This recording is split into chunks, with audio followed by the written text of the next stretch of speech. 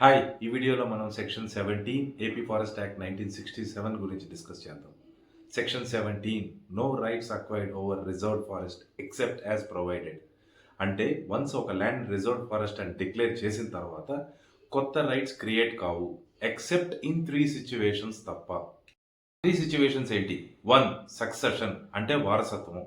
For example, ఒక reserved ఫారెస్ట్లో ఒక వ్యక్తికి మేకలు కాసుకునే రైట్ ఉందనుకోండి. ఆ రైట్ ఆయన తర్వాత వాళ్ళ కొడుకులకి మనవాళ్ళకి వెళ్తుంది అనమాట, వారసత్వం ద్వారా వస్తుంది. అది నెంబర్ 1. నెంబర్ 2, గవర్నమెంట్ అప్రూవల్ ఇచ్చిన రైట్స్. ఫర్ ఎగ్జాంపుల్, ఒక రిజర్వ్డ్ ఫారెస్ట్ పక్కనే ఒక విలేజ్ ఉంది. ఆ విలేజ్లో సమ్మర్లో వాటర్ ప్రాబ్లం ఉంది. బట్ రిజర్వ్డ్ ఫారెస్ట్లో వాటర్ ఉన్నాయనుకోండి, గవర్నమెంట్ ఎక్స్క్లూజివ్గా ఆ విలేజ్కి మీరు సమ్మర్ టైంలో ఈ రిజర్వ్డ్ ఫారెస్ట్లో నుంచి వాటర్ యూజ్ చేసుకోండి అని చెప్పొచ్చు అనమాట. ఇది number 2. Number 3, existing right before reservation.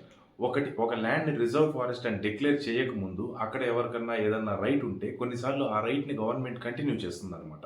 For example, reserve ఫారెస్ట్లో దారి వాడుకుంటున్నారు.